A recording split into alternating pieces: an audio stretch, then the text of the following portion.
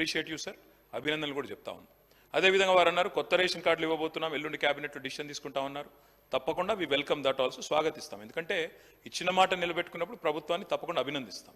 అధ్యక్ష, 2 విషయాలు.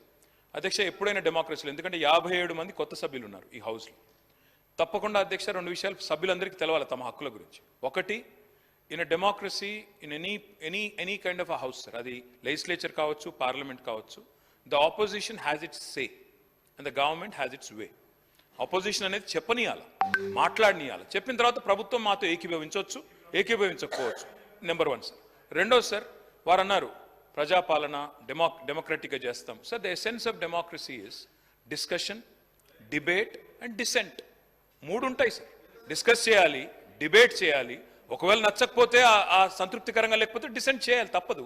మేము what we are exercising is our right in democracy. మేమేం అడిగాం సార్, మా former minister and senior legislator Gangula Kamalakar garu ఏమన్నారు, నేను చెప్పింది తప్పైతే రాజీనామా చేసిపోతా దాకా చెప్పారు. ఆయన ఏమన్నారు సార్, 6.5 లక్షల కొత్త కార్డులు, 6,47,000 కార్డులు 2016 సంవత్సరంలో 31,000 కార్డులు ఇచ్చాము, 31,196.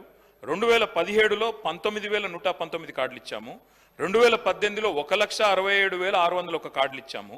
2019లో 99,570 కార్డులు వచ్చినాయి. 2021లో 3,11,25 కార్డులు వచ్చినాయి. ఆనాడు రాజగోపాల్ రెడ్డి గారు లేరు కానీ జగదీష్ రెడ్డి గారికి వారికి దగ్గర మీ నల్గొండ జిల్లాలో గొడవ కూడా అయింది, ఆ కొత్త కార్డుల పంపిణీలోనే గొడవ కూడా అయింది. అధ్యక్ష, 2022లో 18,974 కార్డులు. What we have said Uttam Kumar Reddy గారు, మీరు ఒక్క కార్డు కూడా ఇయ్యలేదు అని మాట్లాడితే కొంతమంది సభ్యులు, కమలాకర్ గారు మాట్లాడియండి సార్, వారు సమాధానం ఇచ్చారు. ఒకటి.